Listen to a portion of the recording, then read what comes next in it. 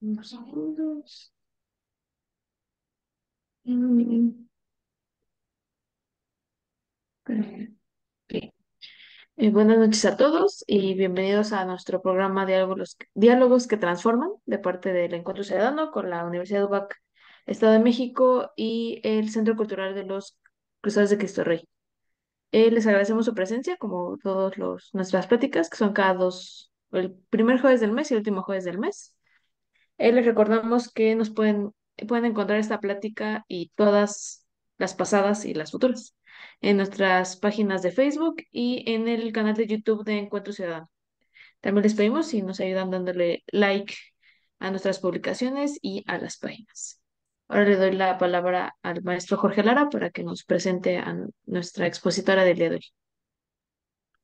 Hola, muy buenas noches a las personas que nos acompañan en la sala de Zoom y en nuestras redes sociales. Hoy contamos con la doctora Sara Funes Díaz, que ya es, bueno, obviamente es parte del equipo que nos ayuda aquí con todas las cuestiones de los diálogos, y que también es docente de la maestría en doctrina social, Cristiana de Lovac. Y hoy nos va a dar un tema para mí me parece muy interesante, que es gobierno y poder en la Triple Alianza. Y vamos a ver su currículum rápidamente, ¿no? Resumido. Nada más que aquí está en primera persona y ahora sí que lo voy a traducir, ¿no? Dice, es maestra de escuela primaria, egresó de la Benemérita Escuela Nacional de Maestros en el 1979, por lo que lleva 45 años como docente prácticamente en todos los niveles educativos. Además, estudió la licenciatura en Pedagogía en la FES Aragón de la UNAM, en donde también tuvo la oportunidad de impartir algunas materias en la licenciatura. Luego estudió la maestría en Educación Superior en la UPAEP y el doctorado en Ciencias de la Familia en Enlace. Fue directora de la carrera de Pedagogía de la UPAEP y del Centro de Investigación y Asesoría Pedagógica de la misma. Dio clases en maestría de orientación familiar en Enlace y con ellos participó en numerosos proyectos de formación docente. Además, desde hace más o menos 30 años colabora con IDEAC, institución dedicada a la investigación y servicios a escuelas públicas y privadas, como encargada de diferentes proyectos de investigación orientados al diseño de programas formativos. Ahora mismo está desarrollando un plan de estudios específico de formación en las maestrías de Historia y Geografía. Y por último, también la UBAC tiene algunas materias y asesorías de tesis y de maestrías y doctorado. Pues Sara, buenas noches. Es tuyo el micrófono. Muchas gracias. Les agradezco mucho a mis amigos que se han interesado ahora en este tema del Xcant Tlahtoloyan, es decir, de la Triple Alianza. En mi currículum que acaba de leer Jorge, nada tiene que ver con el tema que vamos a tocar ahora. Es más bien para mí un hobby o ha sido un hobby de hace un buen tiempo para acá. Es decir, me he puesto a estudiar aquí un poco acerca de los mexicas. Y ahí me quedé en los mexicas. Mi plan era abarcar a todos los pueblos originarios y ahí estudiarlos a todos, pero pues no da la vida para estudiar tantos, más bien el tiempo, ¿verdad? Es lo que nos limita. Pues les agradezco mucho su interés, espero que tengan participación, que me pregunten. No sé si pueda yo responder a todas las preguntas, pero aquí las podemos ir platicando, podemos ir viendo, ¿verdad? Yo les voy a platicar de lo que es la Triple Alianza cuando llegó Hernán Cortés. Es decir, a quienes encontró, con quienes platicó Hernán Cortés aquí de la Triple Alianza, y pretendo, no sé si vamos a lograrlo, hacer un análisis de esa estructura de gobierno, de esa organización política llamada Tlahtoloyan, que significa las tres cabezas. Nada que ver con Triple Alianza. Eso ya fue después, así le pusieron, ¿no? Los historiadores.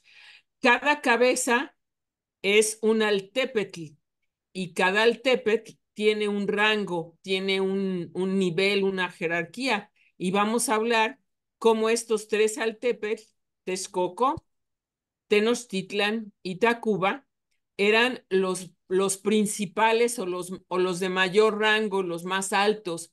Por eso entonces ellos eran los que mantenían el poder y con ellos fue con los que llegó Hernán Cortés a su llegada a Tenochtitlán y habló con el güey Tlatoani Moctezuma, pero junto con él estaban también el Tlatoani de Tacuba, al ratito les voy a decir el nombre, y el Tlatoani de Texcoco. Los tres eran como el gobierno superior o el máximo gobierno. Esta estructura política es a decir de algunos de los historiadores, la máxima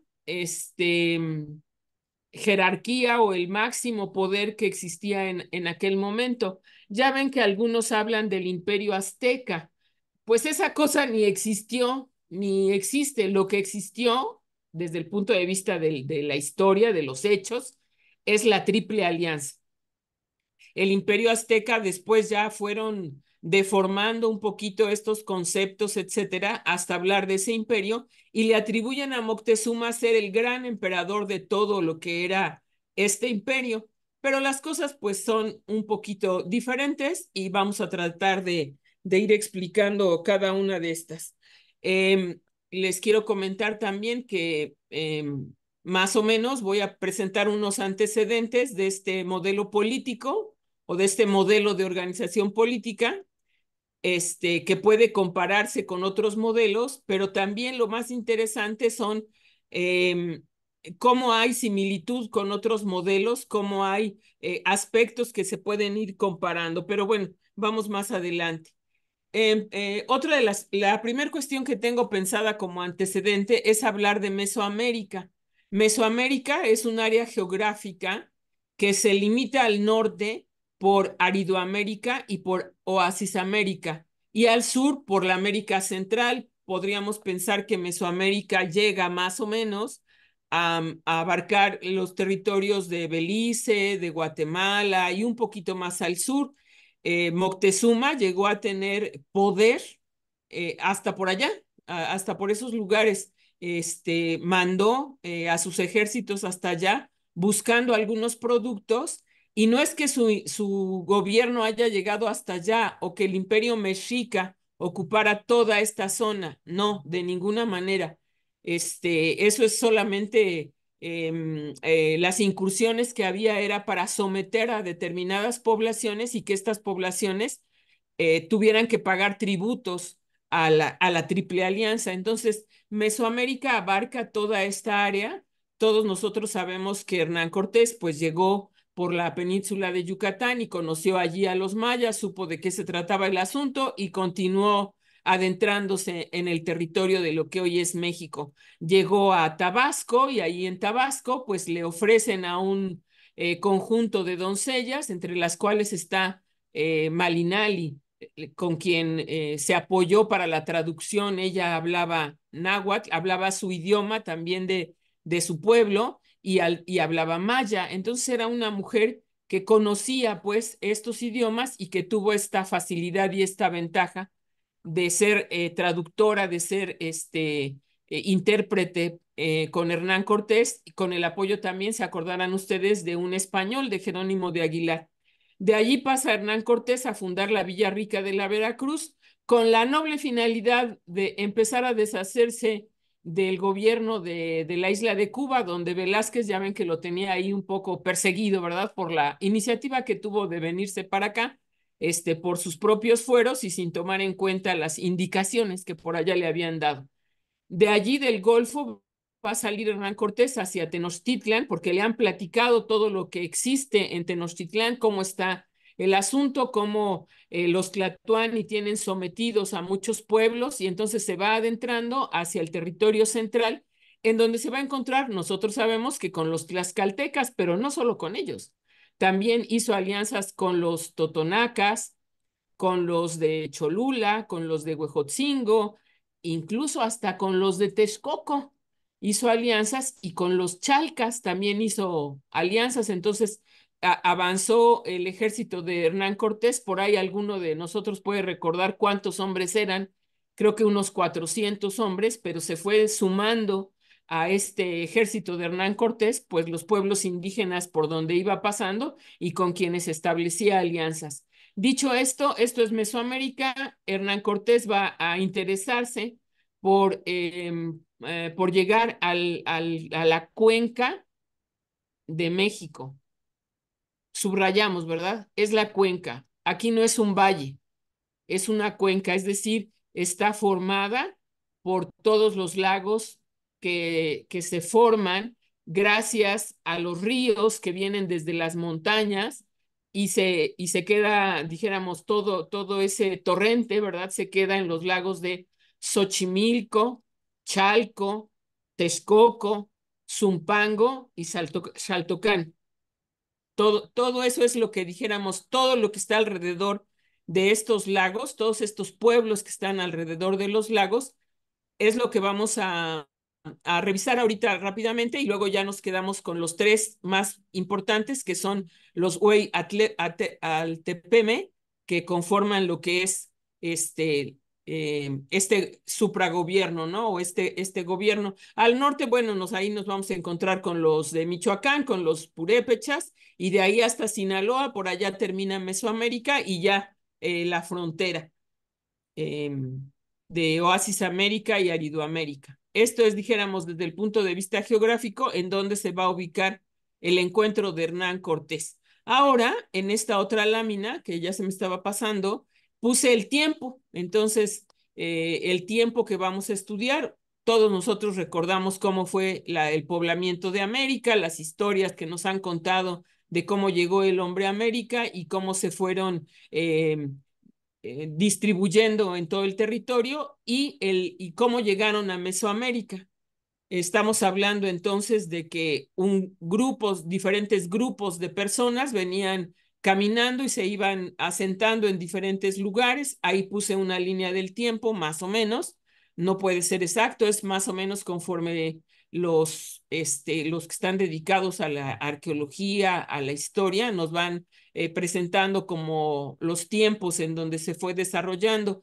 Eh, la conquista termina con este periodo en Mesoamérica llamado clásico, en donde está la etapa preclásica de las primeras aldeas, luego el periodo que va desde el año 150 después de Cristo hasta el 900, cuando es el auge de Teotihuacán, de Tula, de Monte Albán y de muchas otras grandes civilizaciones que se desarrollaron en esta amplia zona y que son la cuna de la cultura que se va a desarrollar ya en el periodo posclásico, dividido en dos partes, la primera el periodo temprano y la segunda ya el periodo tardío, y que va a concluir con la llegada de Hernán Cortés.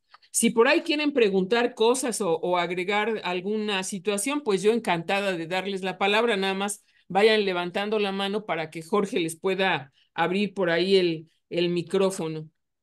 Entonces, estos son los dos antecedentes, el lugar y el tiempo al que nos vamos a referir, que es el tiempo previo a la llegada de Hernán Cortés, que es cuando se desarrolla esta triple alianza.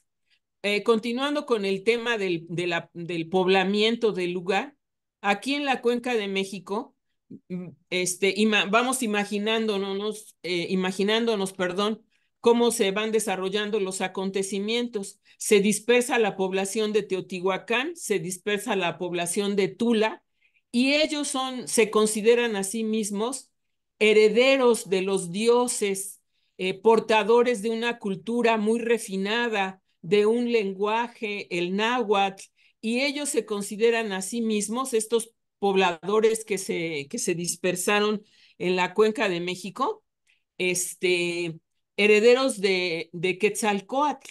Acuérdense que Quetzalcóatl era un gobernante que se transformó en un dios y salió de esos lugares y no lo volvieron a ver, y entonces por eso también después cuando va a llegar Hernán Cortés o cuando tienen noticias de Hernán Cortés, algunos piensan por ahí que es el regreso de Quetzalcóatl.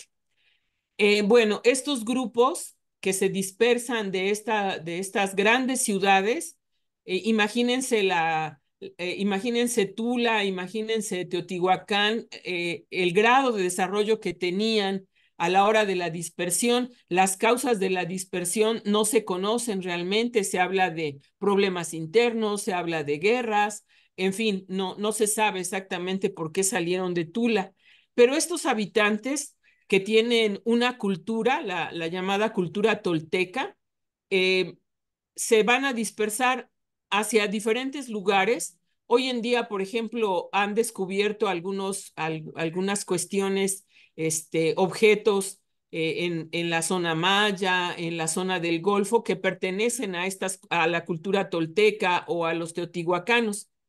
Estos grupos se van a asentar en 3 lugares y aquí empieza, dijéramos, el tema de la Triple Alianza. Aquí va a comenzar, porque la Triple Alianza no comienza con Texcoco, Tenochtitlan y Tacuba.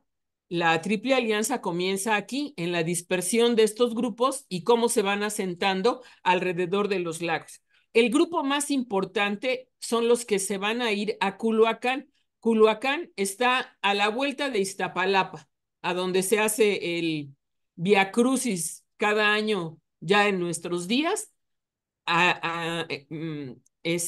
Los culhuacanos son los que van a habitar esa zona, dijéramos, a un ladito de Iztapalapa. Hay una serie de acontecimientos históricos que van a ocurrir. Ellos llegan aproximadamente en el año 1200 o 1100, más o menos. Perdón, ya equivoqué la fecha, no es cierto. Ellos, después de la caída de Tula y de Teotihuacán, de la dispersión, ellos se van a ir hacia ese lugar y después ya en el 1200 van a llegar los otros habitantes, los otros pueblos que van llegando a la cuenca. Entonces, ahí están los culhuacanos que tienen un gobierno. Por aquí tengo una hojita en donde apunté a los tlatoanis correspondientes y no me queda más que irles diciendo que en Culhuacán había un Altepetl perfectamente conformado como organización política, que es de la que estamos hablando, y a la llegada de los grupos de Aztlán, de los grupos que venían de Chicomostoc, eh, estaban ahí ya establecidos estos culhuacanos y tenían sus tlatoanis. Achitometl es uno de ellos, Huetzin, otro de ellos, Coxcox, otro de ellos. Y así les voy a ir diciendo nombres en náhuatl, ¿verdad? Que espero pronunciar lo mejor que yo pueda, pero están allí en Culhuacán. Este grupo importante y ellos se dedican a la pesca, a la agricultura, tienen contacto con los chalcas anteriores a la peregrinación de Aztlán, es decir, grupos también que llegaron ahí mucho antes que los de la peregrinación de Aztlán. Los culhuacanos se reconocen a sí mismos como herederos de los toltecas, como ellos son los portadores de esa cultura tan refinada, pero principalmente ellos son los portadores del linaje, de un linaje sagrado de los dioses, herederos de Quetzalcóatl. Entonces, ser culhuacano es tener una cultura muy refinada. Vestían ropa de algodón, por ejemplo, ya dije que eran agricultores, tenían escuelas, tenían formas diferentes organización de sus pueblos, de sus comunidades, los Calpulli, por ejemplo, el Calmecac, su mercado, todo esto. Junto con ellos, y aquí está otra cabeza de esa original Triple Alianza, es Coatlinchan. Coatlinchan se ubica junto a Texcoco o muy cerca de Texcoco. Paréntesis, mi papá nació en Coatlinchan, mis abuelos son de Coatlinchan, mis tíos, no sé qué, todos esos son de Coatlinchan. Para que vean por qué me dio curiosidad estudiar esto, ¿no? El pueblo de mi papá de Coatlinchan. De ahí salió el Tlaloc, que está ahora ubicado en el Museo de Antropología, en la entrada del Museo de Antropología, está esa piedra del Tlaloc. Bueno, esa piedra de Tlaloc, ese ídolo, originalmente estaba en Coatlincha. ¿Y por qué vamos a decir esto? Bueno, qué barbaridad. ¿De dónde saca Sara estas noticias que nos está dando de Coatlinchan? Bueno, Coatlinchan se consideraba también un altépetl muy importante, en donde se trabajaban estos ídolos, se pulían estas piedras y se construían pues todos los ídolos que se necesitaban para la religión o las prácticas religiosas que aquellos hombres tenían. Pero una cuestión también que vamos a tomar en cuenta de Coatlinchan y que va a permanecer durante mucho tiempo es que en Coatlinchan vivían las principales princesas culuas, las portadoras del linaje, es decir, aquellas mujeres descendientes de los dioses cuyos hijos van a ser los Tlatoani. Ahí vivían en Coatlinchan. No les voy a dar el nombre de todas porque pues no puedo, pero les voy a dar el nombre del papá, nada más. Es Acomistli, el papá de unas 7, 8 jovencitas que son las portadoras del linaje. Padre Pedro Miguel, creo que quiere decir algo porque No, no, prendió no, no, su no. cámara, ¿no? No, no. ¿Voy bien o me regreso? Tú me dices, ¿no? Va bien, va bien. Y bueno, había otras familias en Chapultepec. Entonces, fíjense, lo más importante para poder fundar un Altepec, una cabeza, un gobierno, era tener la sangre de Coatlinchan. Es decir, heredar de estas chicas o sus hijos heredaban la principal postura. Y entonces los Tlatoque de toda la cuenca de México eran herederos nada menos y nada más que de este Tlatoani Acomistli. De esa manera, él garantizaba que sus nietos fueran los Tlatoani, de otro modo, pues no lo podía garantizar y entonces pues él le puso a cada uno de los que van llegando a una de sus doncellas para que tuvieran con ellas a los Tlatoani o fueran de este linaje tolteca. Los de Chapultepec no eran tan importantes en este sentido, había pocos en Chapultepec, un grupo muy reducido, pero eran parte importante. Entonces, las primeras 3 cabezas o los primeros 3 Altepec, el número 1, por decir en la historia, estaba conformado por Culhuacán, Coatlinchan y Chapultepec. Aquí tenemos entonces que ya para el año 1100 y casi 1200 va a llegar Xolotl con su grupo, con los chichimecas, y van a entrar en contacto bélico con los de Culhuacán, por supuesto, porque esta es otra de las mecanismos políticos gracias a los cuales se hacen acreedores a tener un Altepetl, que a través de la guerra, a través de los enfrentamientos entre ellos, pues demostraran su valentía y su estructura militar. Entonces llega Xolotl a la Cuenca de México, se establece en Tenayuca. Para los que no saben dónde está Tenayuca, yo les voy a dar la ruta muy fácil. Se suben al Metrobús de la Ciudad de México en la estación La Raza, toman la ruta hacia Tenayuca precisamente, se bajan ahí en la terminal de Tenayuca, atraviesan el río de los Remedios y del lado derecho caminan unas cuadritas y ahí está la ciudad, si se le puede llamar así, o el conjunto hoy día el templo de Tenayuca se encuentra ahí y de ahí hacia los cerros, hacia arriba, van a encontrar varias zonas arqueológicas hoy en día de donde se estableció Xolotl. Xolotl inmediatamente entró en contacto con los de Coatlinchan y se dio cuenta de la gran cultura, de la civilización que había ahí, de la educación que se impartía en este lugar y entra en contacto también obviamente con los culhuacanos. Y entonces aquí viene la demostración militar, ya la había hecho Xolotl. Ahora, ¿cómo le va a hacer con el tema de la cultura? De adquirir esta cultura tolteca. Entonces deja a sus hijos en Coatlinchan para que sean educados por los maestros de Coatlinchan en esta cultura y para que adquieran ese lenguaje refinado, ese náhuatl que se habla muy bien en Coatlinchan, y los deja ahí a sus hijos y por supuesto esperando también a una de las doncellas de este Tlatoani Acomistli, pues para que sus hijos, valientes guerreros, chichimecas pues tengan hijos con ellas y de ahí salga un nuevo linaje, ya dijéramos de los dioses, ya no son chichimecas.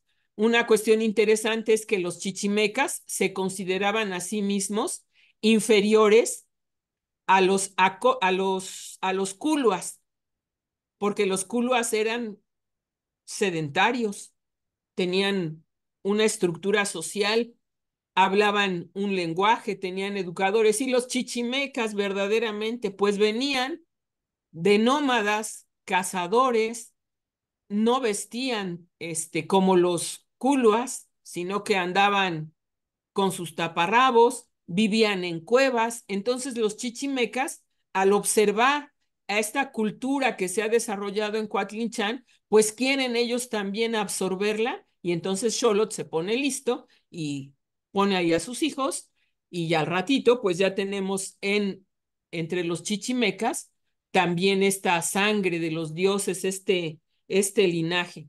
Entonces llega Xolotl, se establece allí y reparte entre sus jefes, entre sus militares, todo el territorio del norte, del norte de la cuenca, alrededor de los lagos, y se hace un Tlatoani también muy poderoso.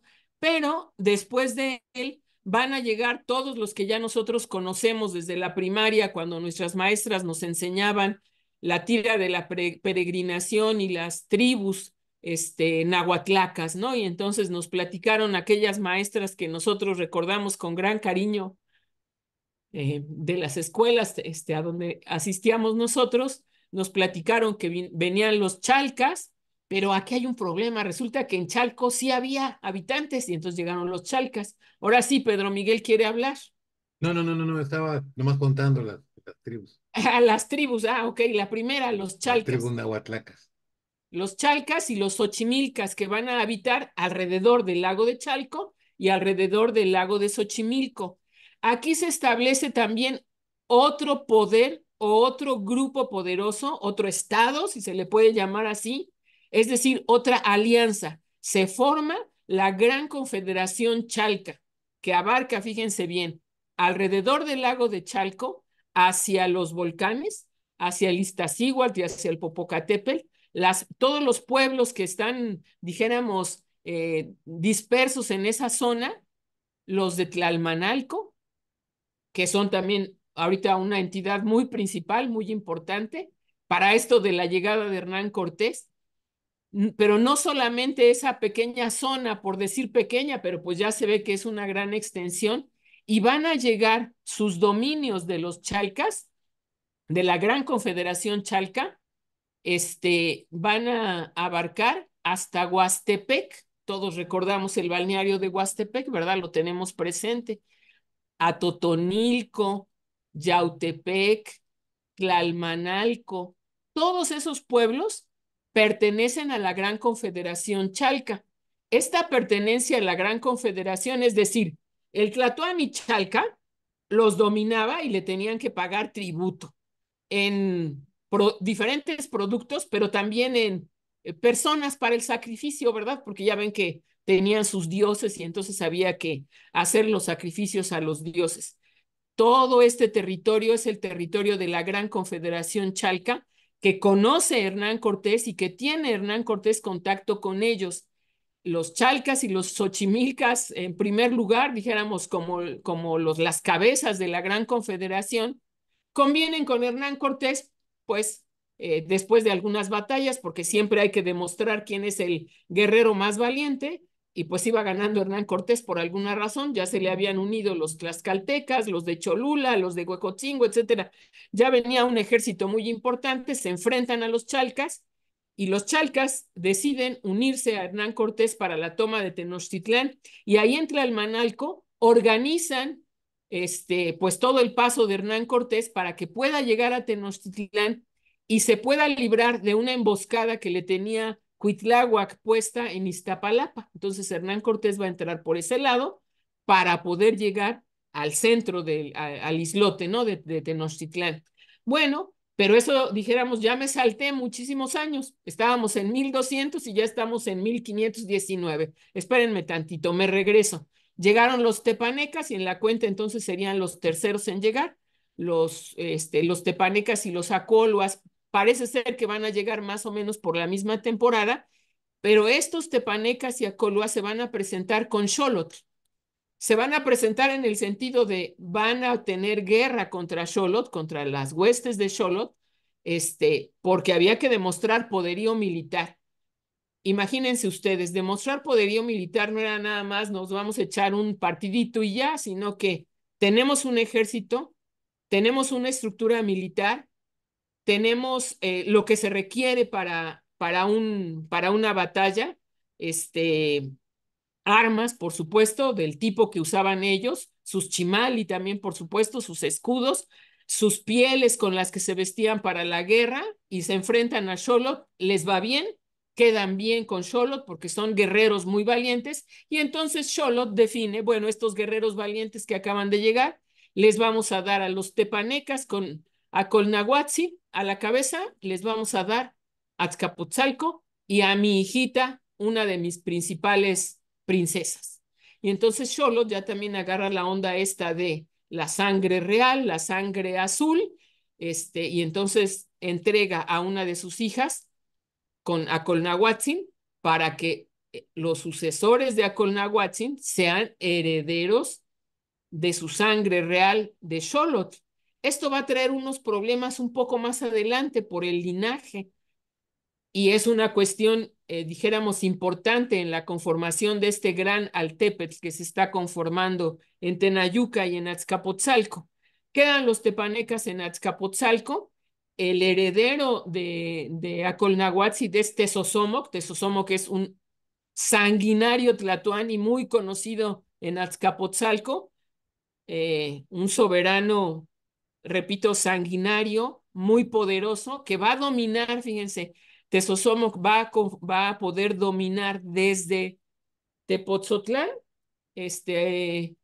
hasta Cuauhnáhuac, es decir, hasta Cuernavaca, y somete a los tlahuicas que ya habían llegado, los tlahuicas son parte de este grupo de Aztlán, ellos ya se habían también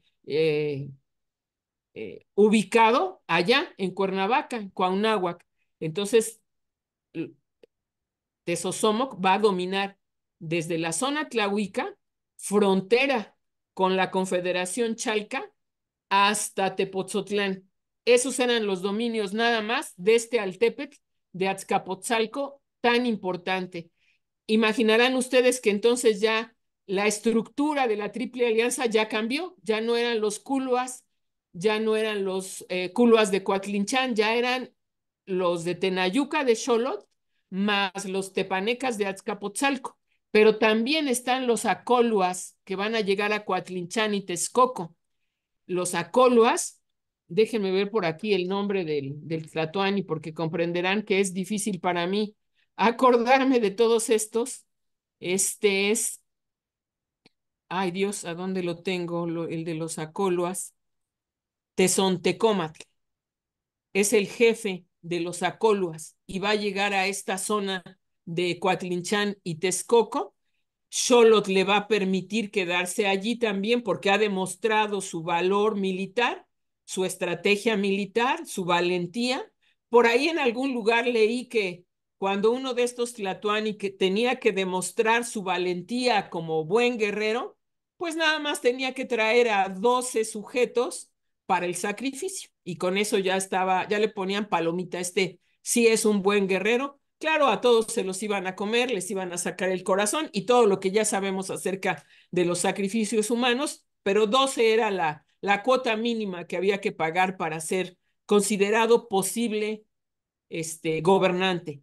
Pero ¿qué le falta a este gran guerrero Acolua? Le falta tener hijitos con una de las princesas que acabamos de decir, hija de Acomisli, que Acomisli está muy presto para resolver estas situaciones, y entonces se hace la alianza matrimonial de los Acoluas con los Culuas de Coatlinchán, pero que también ya son, algunos de ellos ya también traen sangre de Xolotl.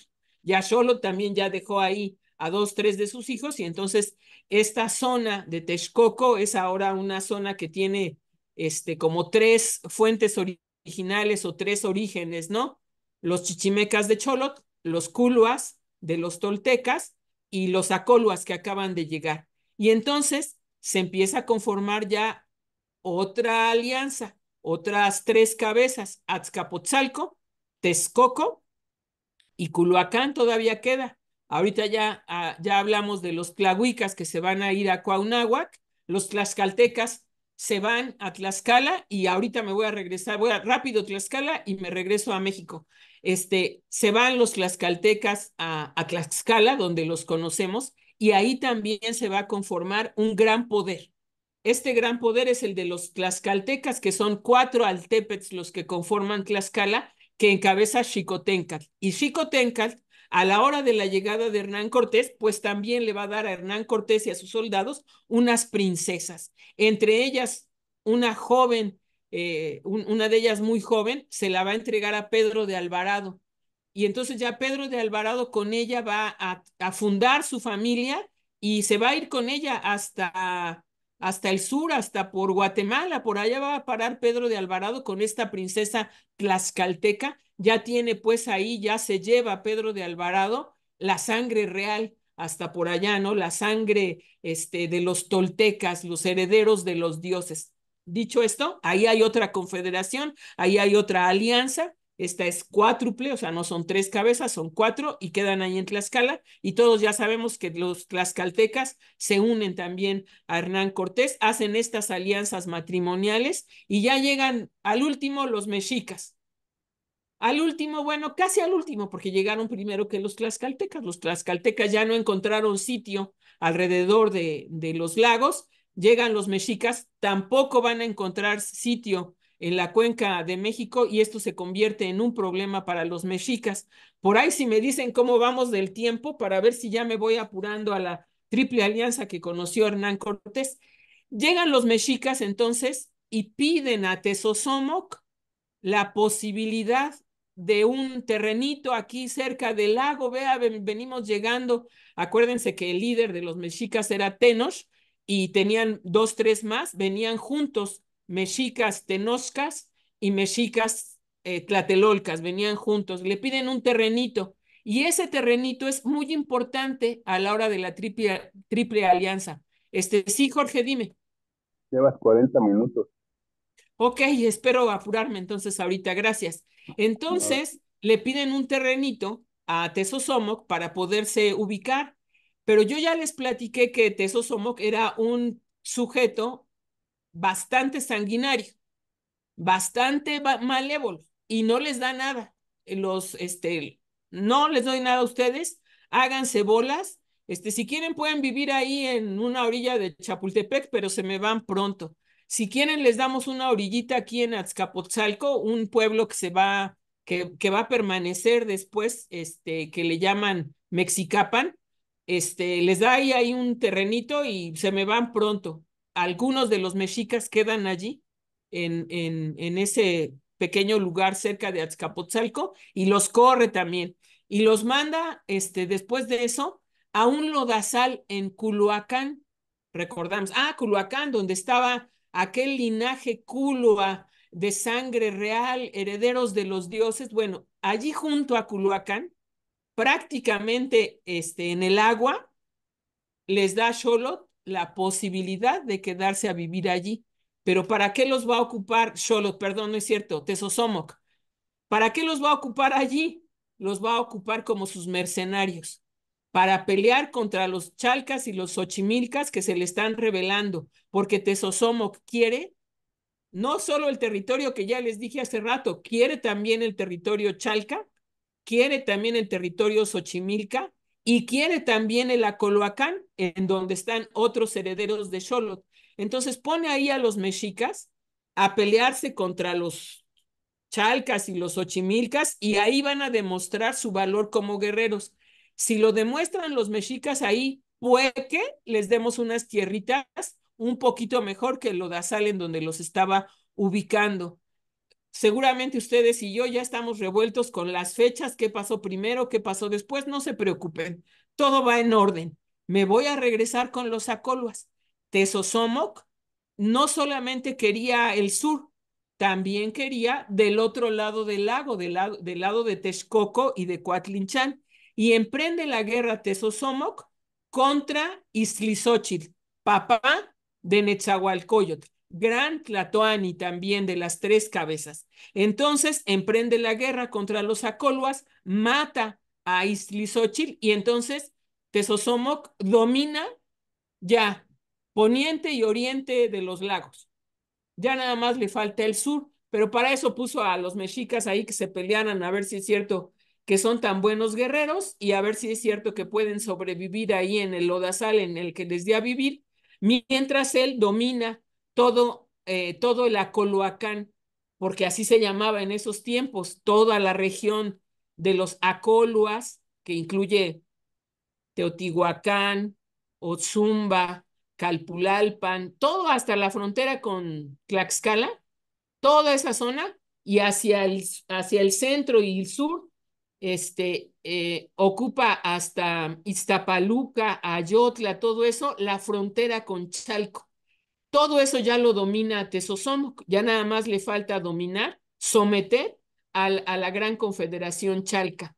Y entonces Tezosomoc, como todo ser viviente, pues se muere un día y viene la sucesión. ¿Quién va a suceder a Tezosomoc? Para poder suceder a Tezosomoc, déjenme volver a encontrar mi listita de los Tlatoani, para que no diga yo nombre está al revés. Aquí están. ¿Quién va a suceder a Tezosomoc en el gran Altepetl de Azcapotzalco? Es importante. Tiene que ser un sujeto de sangre tolteca, un culua. Y entonces va a quedar ahí Quetzalayatzi, hijo de Tezosomoc y de una princesa, hija de Acomistli. Pero resulta que Mastla, Tlatoani de Coyoacán, no queda conforme. Mastla también es hijo de Tezosomoc, pero tiene la desventaja de no ser hijo de una princesa culua.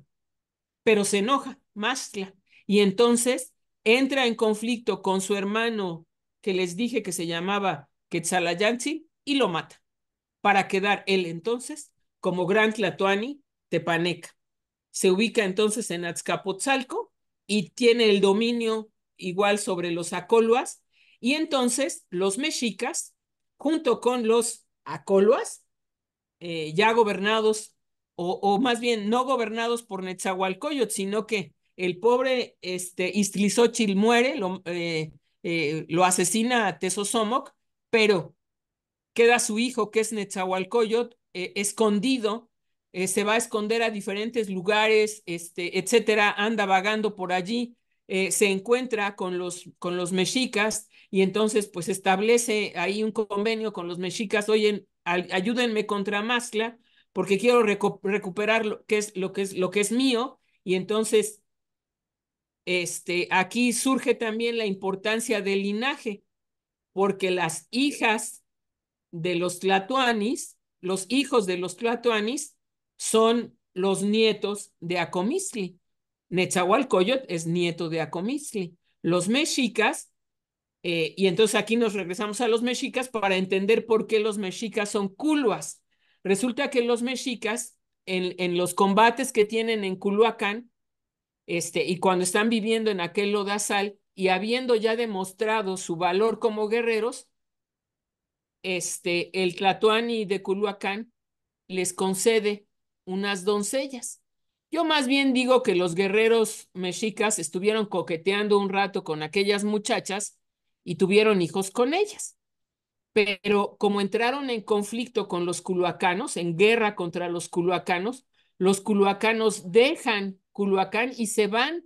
Dicen por ahí en algunas crónicas, en algunas historias, que los culhuacanos se dispersan y se van hasta Veracruz, ya no quieren saber nada más de los mexicas, porque los mexicas fueron también terribles contra ellos en la guerra en la que Tezosomoc los utilizó como milicia en contra de los culhuacanos, porque Tezosomoc quería todo el gobierno, ¿no? Seguramente yo ya los hice bolas con todos estos nombres, no se preocupen, ya mero llegamos, ya mero llega Hernán Cortés, pues ya estamos a punto de que las naves de Hernán Cortés embarquen en Veracruz y se vengan para acá. Entonces los culuas salen huyendo, parece ser que algunos de los culuas habitan en Xostla, un lugar que está aquí muy cerca de Puebla, que ahí cuando va uno sobre la autopista, por ahí lo encuentra. Entonces los mexicas habían coqueteado con las princesas culuas y entran entonces también a formar parte, estos hijos de estas mujeres, a formar parte de la dinastía, del linaje, pero no viven con los mexicas, están con sus mamás y entonces los mexicas no tienen tlatoani de sangre real, de sangre azul.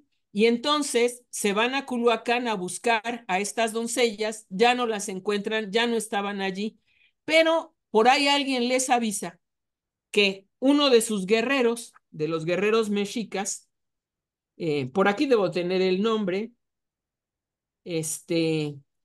uno que se llama Atotostli, no, esa es la mujer con la que van a criar o van a tener los mexicas.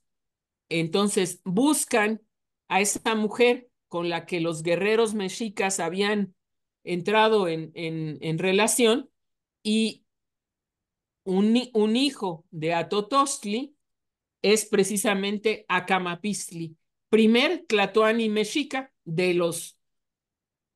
ahora sí que de la serie que conocemos, ¿no? Que vienen hasta llegar a Cuauhtémoc.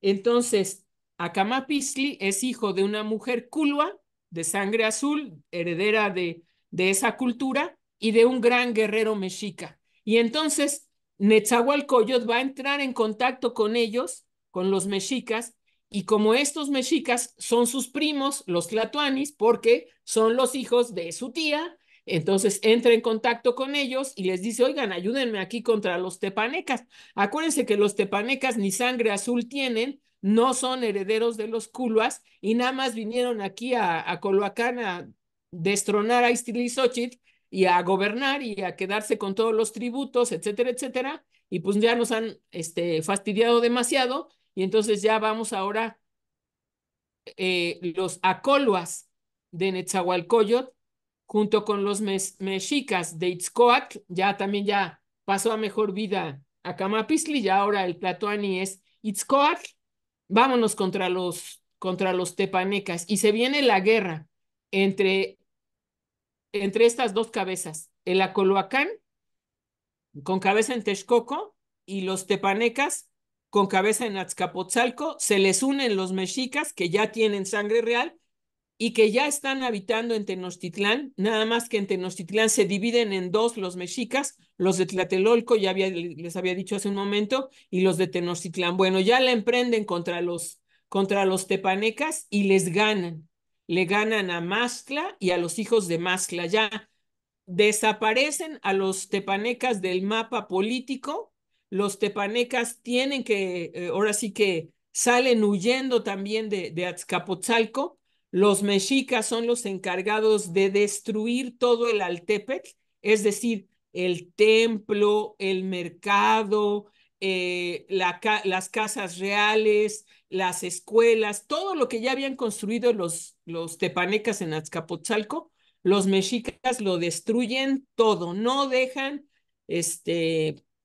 nada, absolutamente. Luego ya también viene el siguiente tlatoani mexica, que es Moctezuma I o Moctezuma Iluicamina, y ordena a sus huestes continuar con la destrucción de Azcapotzalco, matar a todos los principales maestros, todos los principales guías y todos los que conocen la historia de los tepanecas, los manda a matar y destruir todos sus códices. Todo lo que pudiera representar información acerca de los tepanecas, lo destruyen todo, lo acaban todo. No queda polvo en Azcapotzalco, no queda nada. Entonces la Triple Alianza desaparece en ese momento, la que venía siendo la cabeza, que era Azcapotzalco como una de las tres cabezas, queda totalmente destruida. Obviamente queda Netzahualcóyotl muy bien y recupera su Altepetl, recupera su reinado, todo lo que es el gobierno de Acoloacán, y nombran o adquiere el rango Netzahualcóyotl de Güey Tlatoani, junto con los mexicas también. Entonces ya adquieren ese nivel del gran Tlatoani, Güey Tlatoani. Y entonces Netzahualcóyotl, entrando en pláticas con los mexicas, les dice: hombre, no hay que ser tan mala onda, reconozcamos a mi primo que está en Tacuba como cabeza tepaneca también, pero ese sí ya es primo de nosotros, ya es hijo de este gran Tlatoani, Acomistli, o más bien su nieto. Y entonces entremos en pláticas con él y formemos entonces la nueva Triple Alianza. Y entonces ya es Tacuba, Texcoco y Tenochtitlán, la gran alianza que forma o que se conforma ahora, en este momento. Y entonces por eso aquí en esta lámina yo quise resumir cuál es esta Triple Alianza, que viene desde los tepanecas de Azcapotzalco, pero que recae finalmente en Tacuba con este Tlatoani, primo de los mexicas. Los mexicas ya quedan bien establecidos en Tenochtitlán y Tlatelolco, y los acoloas quedan ya perfectamente establecidos en Texcoco. Estas son las tres cabezas, y ya dijéramos, ahora sí, ahí viene ya Hernán Cortés, ya viene llegando con sus tropas para acá, y entonces va a entrar en contacto con Moctezuma, el gran Tlatoani, Moctezuma, y con el Tlatoani de Texcoco, que para esto es ya en estos tiempos de Hernán Cortés, es Cacama. Cacama trae también su herencia tolteca, su sangre real, y con el Tlatoani de Tacuba. El más importante de los tres es Moctezuma, y está Cacama. Viene Hernán Cortés, pero aquí hay también una situación singular. El reino de Acoloacán, el Altepetl de Acoloacán, también se divide. Sí, Jorge. Una pregunta, ¿cómo se llamaba el Tlatoani de Tacuba? ¿Cómo me la pones difícil? Yo les dije que todos estos nombres son muy complicados. Espérame tantito. ¿Sabes por qué? Para nuestros Porque amigos que nos están escuchando, pueden rápidamente preguntarle a la inteligencia artificial, porque de aquí a que Sara, aquí ya lo encontré. En ese tiempo ya el Tlatoani de Tacuba es Tetlepanquetzaltzin. del Tepanquetzal, ajá, ok, sí. Exactamente. Él va a acompañar a Cuauhtémoc ya, cuando se llevan a Cuauhtémoc y matan a Cuauhtémoc, pues también el pobrecito también queda allí en esa circunstancia. Pero yo les iba a platicar un problema de la Coloacán, de Texcoco. Resulta que esto de la sangre real se empieza a poner complicada, porque después de Netzahualcóyotl le sucedió en el trono Netzahualpilli, y Netzahualpilli pues tuvo varios hijos. Algunos de ellos pues sí son de sangre azul, otros de ellos pues es que ya ven que acostumbraban a tener así como varias doncellas para el servicio.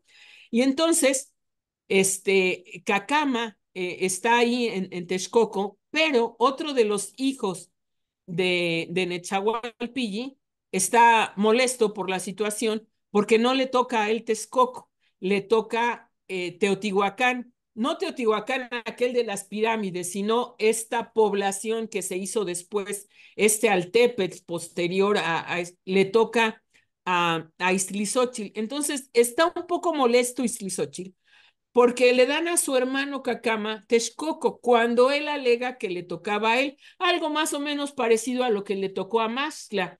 Lo que pasa es que Maxtla sí era bastante más aguerrido, bastante más iracundo y bastante más peleonero que Iztlizóchitl, y pues terminó matando a su hermano. Iztlizóchitl no.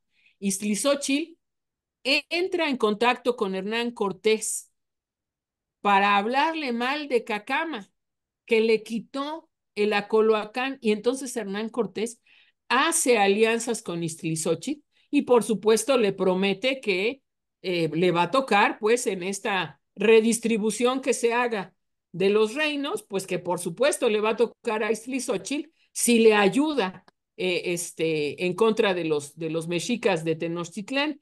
Se entera la mamá.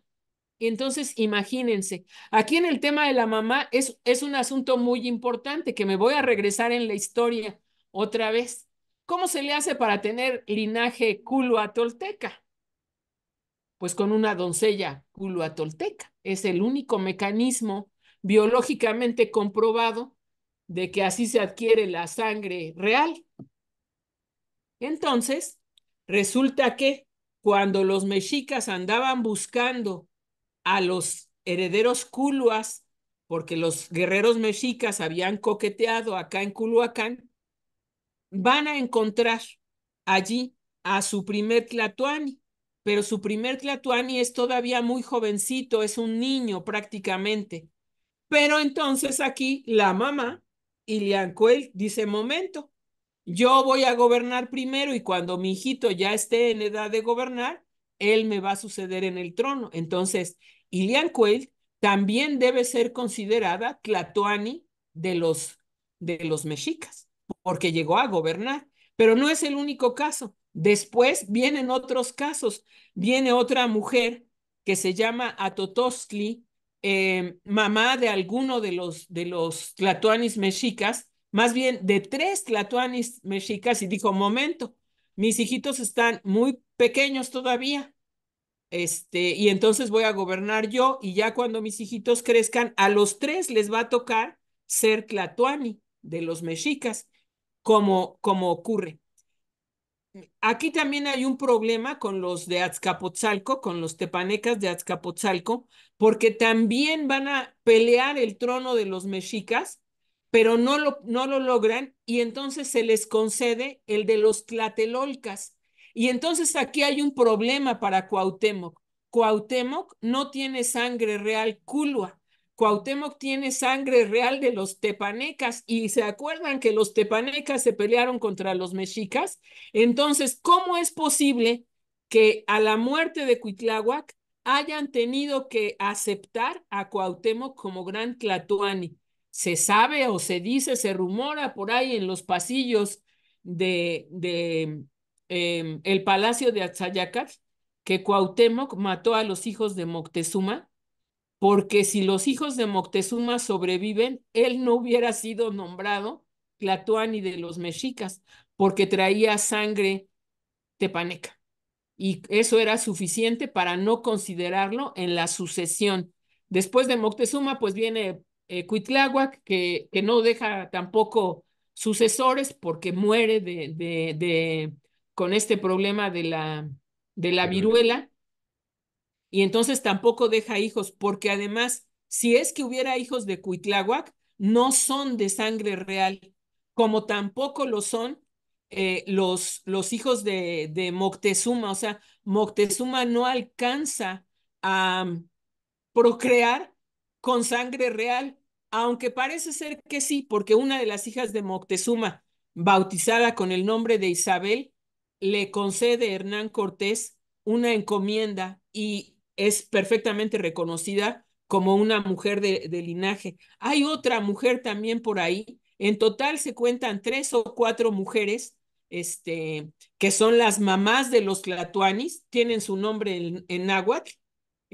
No me acuerdo si es la Cihuacóatl o Ciguapili, las mamás de estos gobernantes que toman el liderazgo, toman el gobierno, mientras pueden sus hijos ser los tlatoani. Entonces, dado este conflicto en el Acoloacán, Cacama e Istlizochi quedan en bandos, perdón, contrarios o en bandos enemigos. Iztlizóchitl apoyando a Hernán Cortés y Cacama apoyando a Moctezuma. Pero se acuerdan también que Moctezuma tenía un problema con el Consejo Superior o el mando superior de los mexicas, en donde está integrado por la casta sacerdotal, por los principales guerreros y por los principales maestros o sabios del lugar, porque acusan a Moctezuma de cobarde por quererse congratular con Hernán Cortés, evitar un problema mayor y hacer alianza con Hernán Cortés. Y entonces Moctezuma la tiene muy difícil por eso. Y del otro lado del lago, en Texcoco, está la mamá de Cacama y de Iztlizóchitl, asusando a Cacama para que Cacama sea el sucesor de Moctezuma. y entonces se enoja mucho cuando el Consejo Superior nombra a Cuitláhuac Tlatoani, porque debería ser, según ella, debería de ser Cacama. Pero está su otro hijo, que ya entró en negociaciones con don Hernán Cortés, y entonces Hernán Cortés le dice, bueno, muy bien, vamos a hacer alianza tú y yo y vamos a derrotar a los mexicas, pero con unas condiciones. Entonces ya las primeras tres condiciones están cumplidas. Sangre real, un ejército, un territorio, etcétera. Las otras condiciones menores. Pero ahora entonces Hernán Cortés viene y les pone otra condición a Ixtlilxóchitl. Le pide que se bauticen, que se conviertan a la religión católica, a lo que Ixtlilxóchitl perfectamente accede, dice, ¿cómo no? Con gusto, si así es, ese es también de nuestras prácticas, que tenemos que sumarnos a la religión de los vencedores, por supuesto. Y entonces Ixtlilxóchitl es bautizado con el nombre de Fernando. Y su padrino es Hernán Cortés. Y en aquellos tiempos, de aquellos primeros bautizados, el apellido del recién convertido es el apellido del padrino, y entonces Fernando Cortés Ixtlilxóchitl.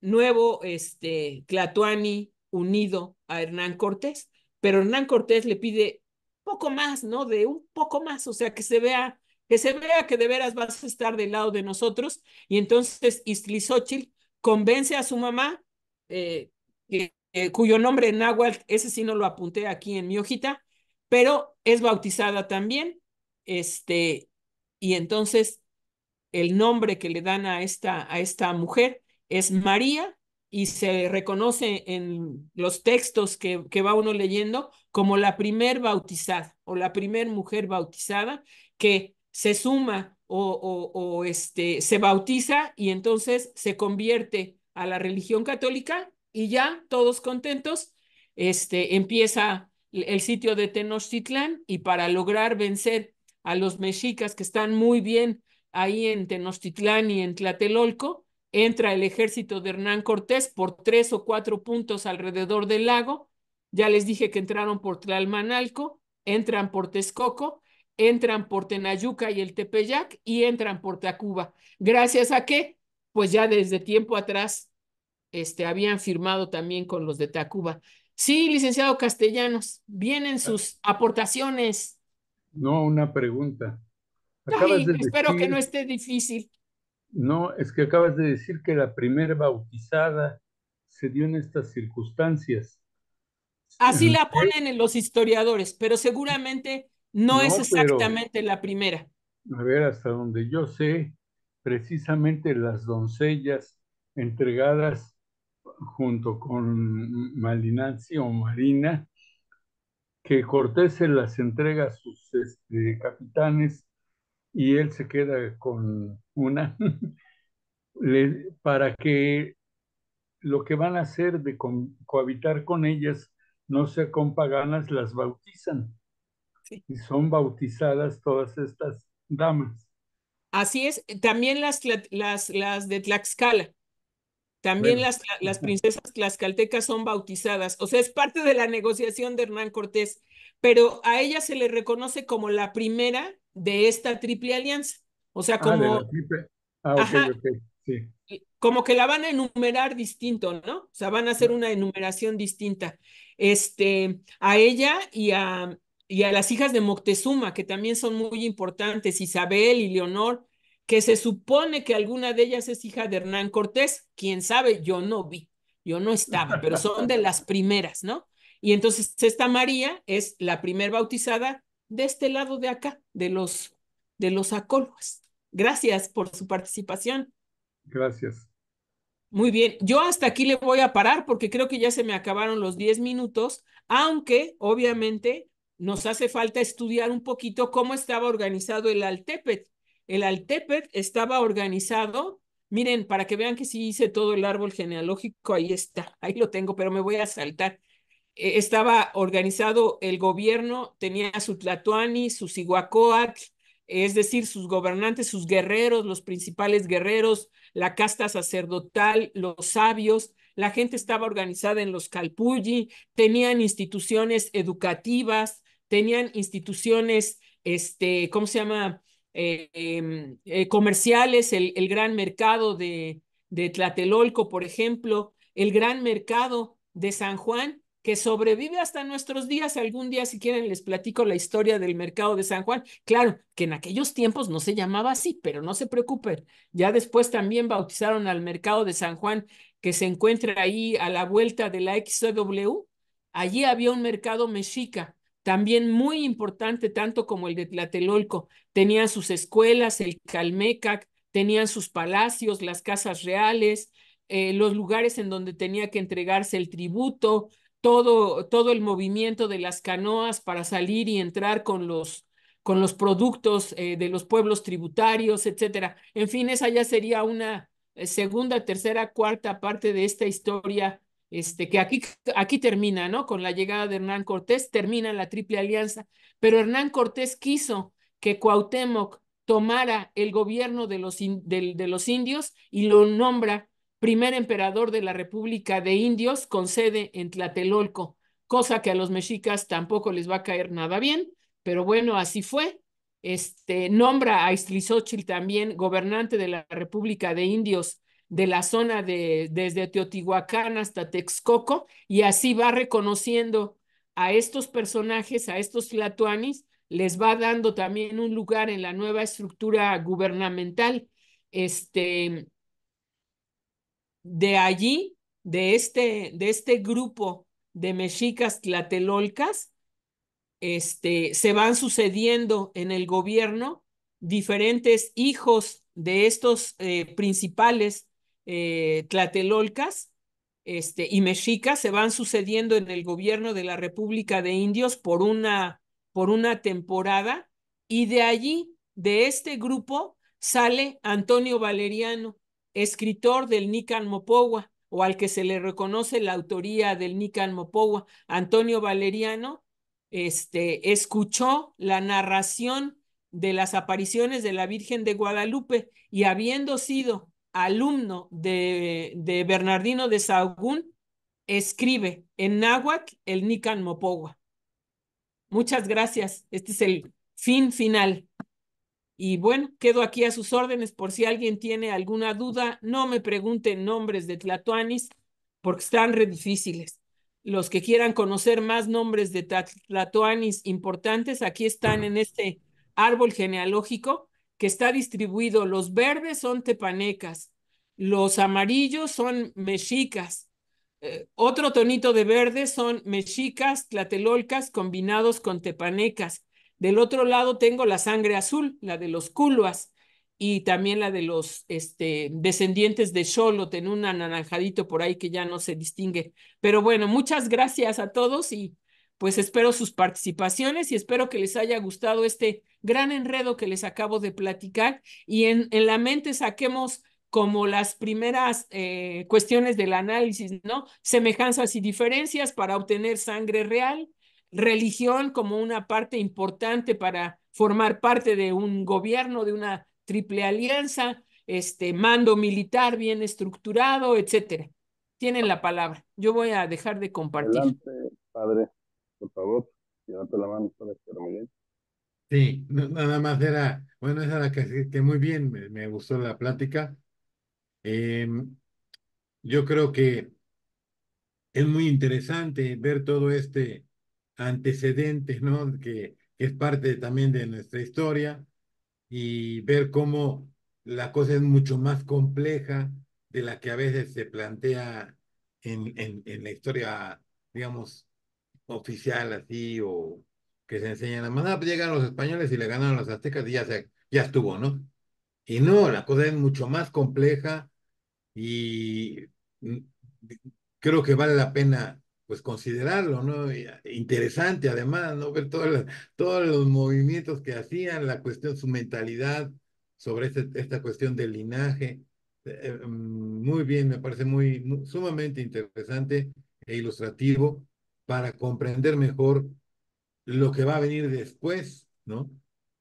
Que, digamos, alguien puede pensar, "Ay, es que entonces los de, qué sé yo, los tlaxcaltecas traicionaron a México, ¿no? Pues en México, en cuanto como lo conocemos hoy, ni existía. O sea, ellos dijeron, no, aquí tenemos la oportunidad para ganarles a aquellos que nos están fastidiando siempre, ¿no?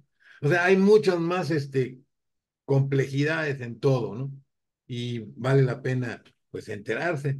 Yo le pude seguir más o menos porque ya tenía una idea platicando precisamente con la doctora, mi hermana, y pero, pues, me parece que es interesante y provechoso para todos.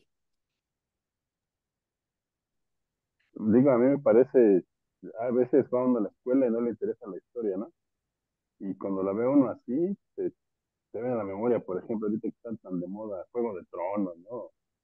O El Señor de los Anillos, pues es que luego la realidad supera la ficción, ¿no? Ándale. Sí, es interesantísimo, ¿no? El estudiarla.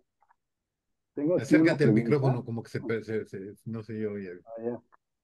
Tengo una pregunta de Felipe Velasco, aquí en Facebook, que dice que es una pregunta que va a ser pues de 2 horas, ¿no? Si la contesta. Que Espérate, primero que pueda yo contestar algo. pregunta, ¿qué papel jugó la Malinche en la unión de los pueblos originarios a Cortés para vencer a los mexicas? Pues yo creo que jugó un papel fundamental. Si no es por ella, quién sabe qué cosas hubieran pasado. Porque dicen por ahí que además de traducir, mediaba, o sea, le hacía el discurso más amable a Jerónimo de Aguilar para que Jerónimo de Aguilar se lo pasara a Hernán Cortés mucho mejor. Pero Malinali aprendió también español y entonces ya no necesitaba tanto de Jerónimo de Aguilar y entonces hizo un papel de mediación con los mexicas, ¿no? Con los tlatoani mexicas. Su papel es muy importante. Además que, bueno, tuvo un hijo con Hernán Cortés y su hijo es reconocido también. Él va a heredar el marquesado del Valle de Oaxaca. Ah, creo que no dije, ¿verdad? El marquesado del Valle de Oaxaca empieza en Coyoacán y termina por allá por Chiapas. No crean que era un pequeño territorio. Y bueno, esta joven, esta doncella, hace también esta labor de mediación para poder irse acercando más a estas figuras tan importantes. Gracias. Bueno, y claro que da para otra conferencia la vida de Malinali. Sí, claro. Hay por ahí, si a alguien le interesa, hay un libro de es abogado, pero le hizo a la historia de una manera muy interesante. Él tiene dos, hay uno que se llama Hernán Cortés, el inventor de México, y otro es La Malinche, el señor es Juan Miralles. Si lo buscan, de verdad son excepcionales, y el de La Malinche contesta esa pregunta en 300 páginas, ¿no? O sea, es muy importante lo que hizo. Jorge, Adelante, te estás alejando del micrófono, Jorge. ¿A quién le diste la allá. palabra? A Pepe Castellanos, por favor. Ah, es que no oí que me la dieras. A ver, No, no, no, no. bueno, yo nada más comentaría a propósito de los paralelismos, cómo estas relaciones matrimoniales, etcétera, pues se parecen mucho a lo que ocurría también en Europa, ¿no? Los pactos entre los reinos, pues eran eso, fruto de matrimonios entre quienes ni se conocían. Se acordaba políticamente. Creo que si ahora, bueno, si hubiera sido en estos tiempos, se anulaban todos esos matrimonios porque eran por un interés político, no por otra razón, ¿no? Entonces, aquí también nos damos cuenta cómo, pues, estas hijas que tienen la facultad de transmitir la realeza, las uniones son con un interés político. Obviamente no existe ni el amor ni nada por el estilo, ¿no? Y es así como se estructura toda esta sangre azul originaria de la que nadie habla, ¿no?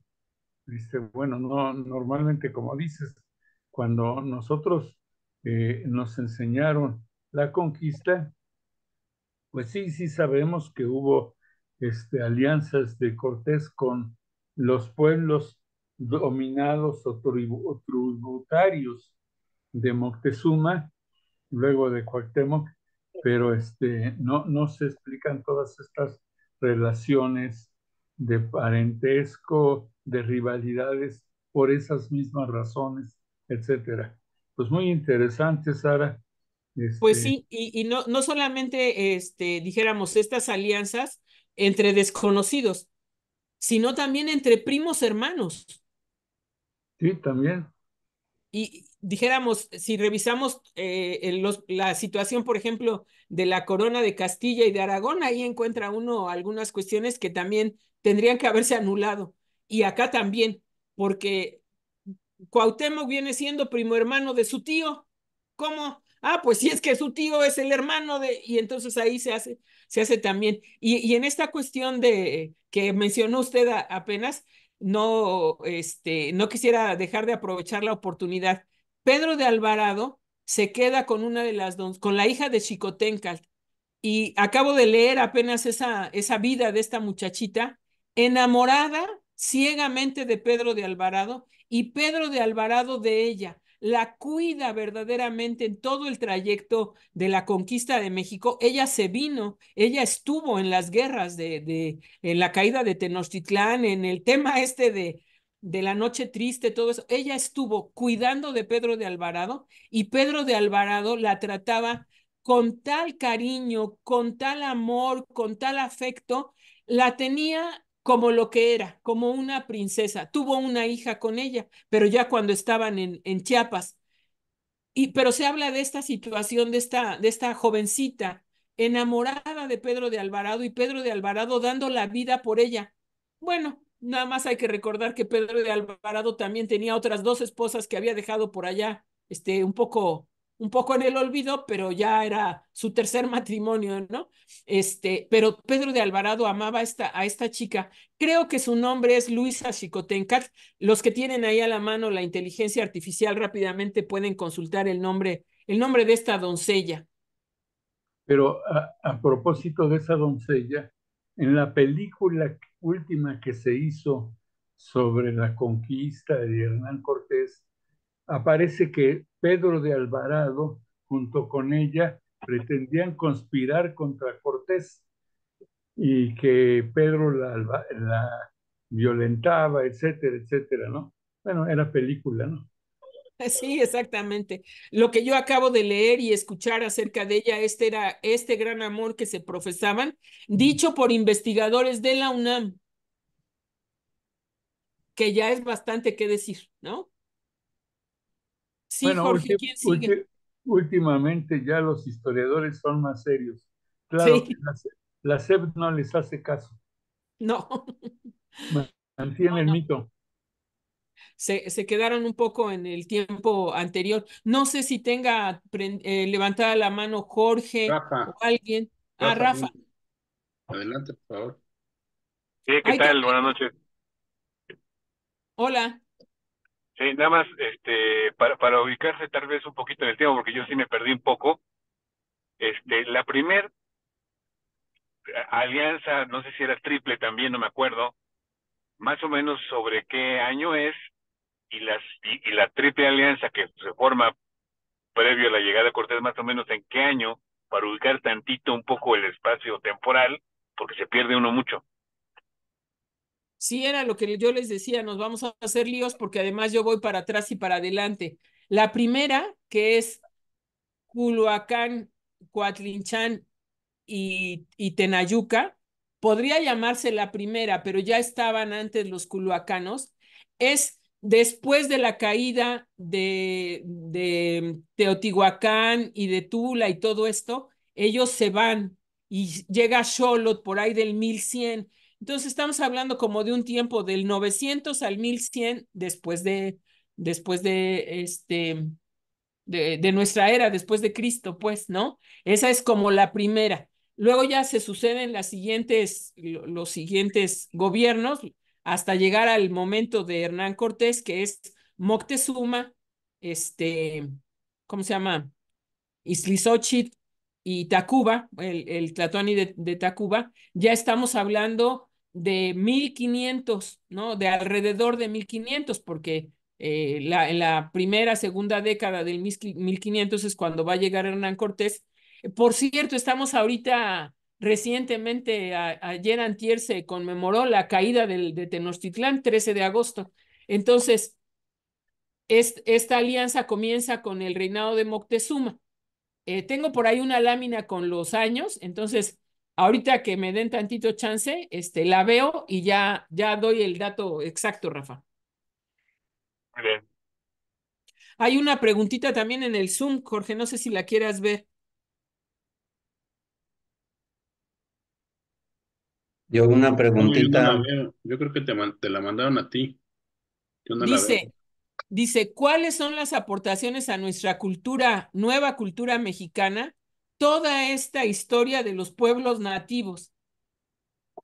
Serían como 50 conferencias, ¿no? Todo lo que nos aportaron los pueblos indígenas.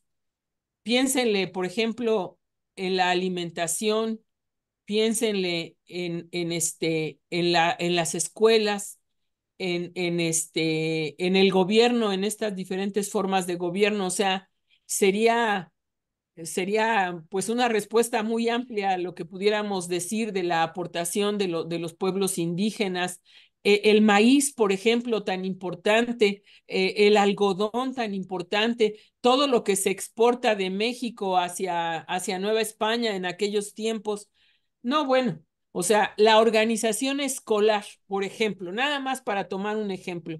Llega Fray Pedro de Gante a Texcoco, recién había terminado o caído Tenochtitlan y habían también destruido todo aquello de Tenochtitlán. Entonces, Fray Pedro se tiene que quedar en Texcoco y en Texcoco ocupa el mismo sistema educativo que traían ya los acoluas, que consistía en que todos los hijos de los nobles los reúne en el palacio y son educados directamente por Fray Pedro de Gante. Ahí Fray Pedro de Gante rápidamente aprende el náhuatl y empieza sus enseñanzas en ese lugar, que no solamente son enseñanzas religiosas, les empieza a enseñar latín, les empieza a enseñar, los empieza a alfabetizar. Cabe señalar que Fray Pedro de Gante no hablaba castellano, hablaba una lengua, ¿cómo se llama? De su tierra natal. Él es de Bélgica. Entonces, México, ¿no? Algo así. exactamente el flamenco. Entonces, aprende rápidamente el náhuatl y empieza la educación de la élite gobernante, o sea, de los señores principales de la Coloacán. Y el modelo que copia Fray Pedro de Gante es el modelo que ya traían. Y entonces están allí todos estos chiquitos aprendiendo de Fray Pedro de Gante, como lo hacían antes con los sabios. El padre Pedro Miguel se acuerda muy bien cómo se llaman estos sabios, Tlalmaltinime. Clamatini sería el singular, clamatinime plural. Exactamente. Y entonces ocupa dijéramos, la misma escuela, la misma estructura, y entonces podemos ver cómo se van retomando las instituciones de los mexicas, de los acoluas, y se van transformando conforme se va incorporando la religión, las diferentes prácticas, etcétera, y se va haciendo nuestra síntesis, ¿no? Nuestra síntesis cultural. Ok, el padre Acacio tiene una pregunta. Adelante, padre. Sí, habla de los olmecas, de los toltecas y todo eso. Mencionaba a Tula. Mi pregunta era más o menos la cultura ñañú o los otomíes, que en el estado de Hidalgo los mencionan de esos tiempos. Entonces, ¿desde cuándo se originó esa cultura de los otomíes? Porque hablan también de toda esa extensión de Veracruz, la extensión también de todo el estado de Hidalgo. Inclusive hasta el día de hoy, bueno, pues está la cultura ñañú. Sí, Entonces, más o menos, exactamente. ¿en qué tiempos comenzó a resurgir esa cultura ñañú? ¿O de dónde? ¿De qué pueblos? Bueno, yo aquí no he podido entrar a estudiar a los otomíes, pero se sabe que cuando Xolotl entra a la Cuenca de México, también los conoce, o sea, también tiene un conocimiento de dónde viven, en dónde están.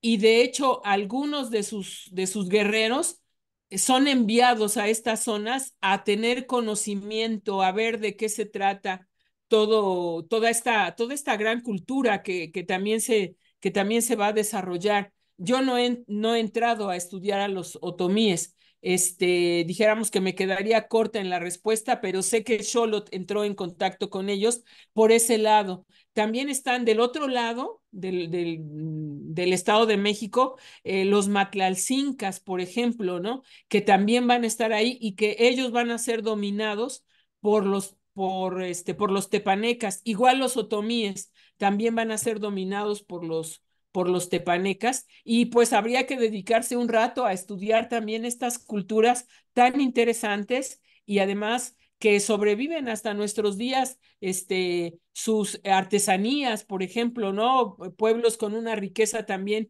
importante. Yo aprovecho para decir también que Hernán Cortés no se va a enfrentar a grupos salvajes, que no están civilizados, que no tienen una organización social. No, Hernán Cortés va a encontrar una gran cantidad de pueblos perfectamente organizados, que se dedican al comercio, que se dedican a la guerra, que tienen su calendario religioso, que estudian los astros, que tienen su control tributario para que tal, cuánto de los tributos le tocan a los mexicas, cuánto de los tributos le tocan a los de Texcoco. Hernán Cortés no va a encontrar a un grupo ahí de gente incivil, no, va a encontrar una cultura muy desarrollada.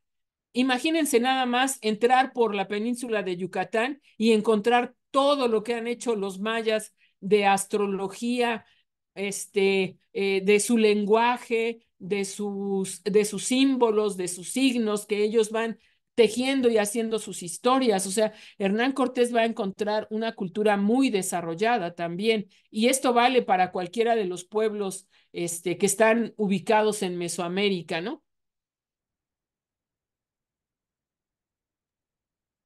Ok, pues digo, ya estamos en tiempo.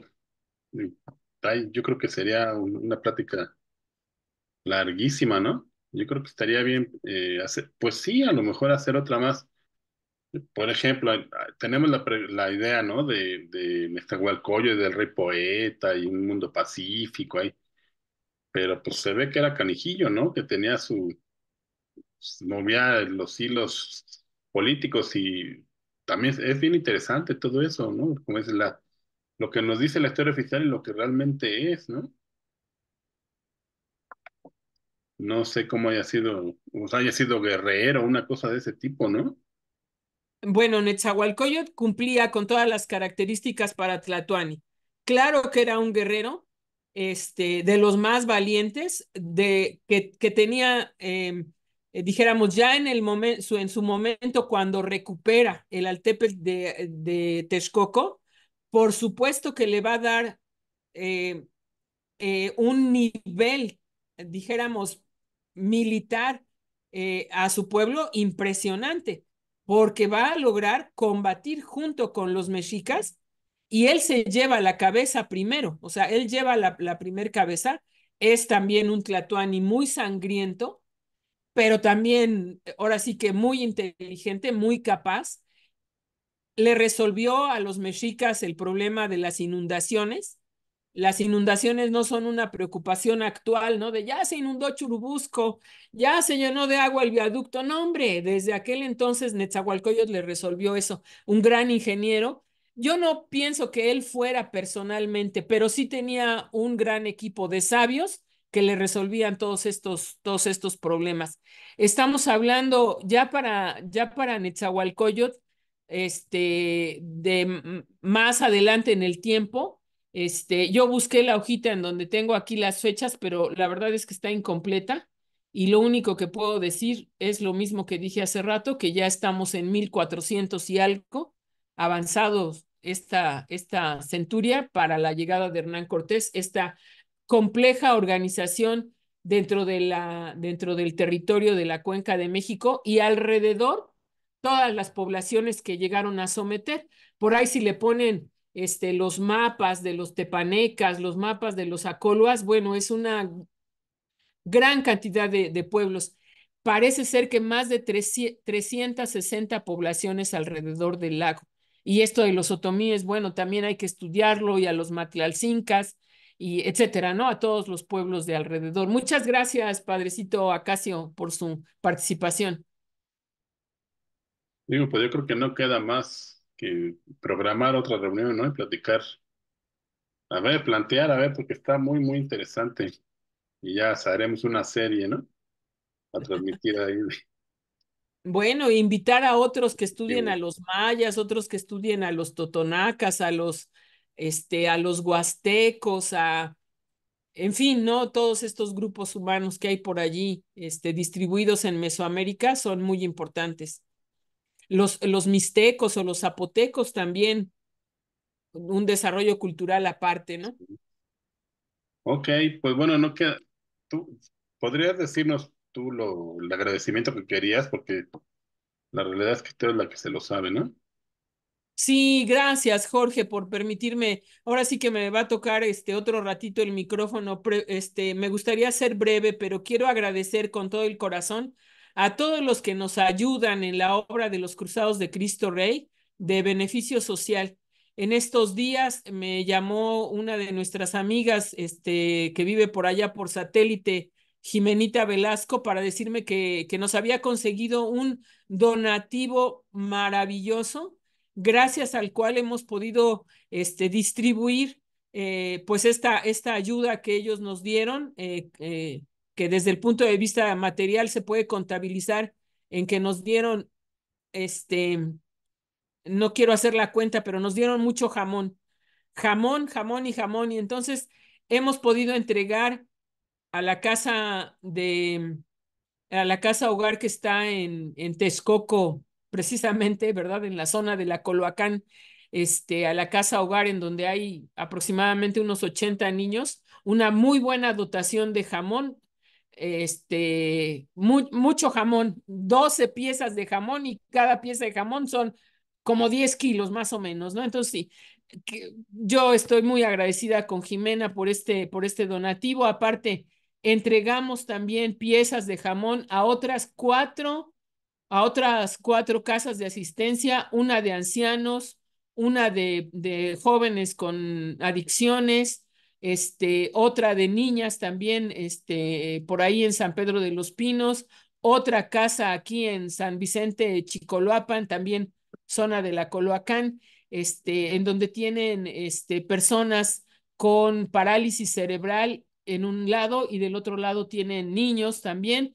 Entonces les pudimos repartir a todos ellos gracias al donativo que acabamos de recibir, pero también gracias a todos nuestros amigos que nos ayudan al transporte de los productos, en este caso el jamón, que no es nada fácil porque hay que llevar hieleras en los coches para poderlo trasladar y que no se nos eche a perder, llevarlo hasta los lugares, hacer los contactos.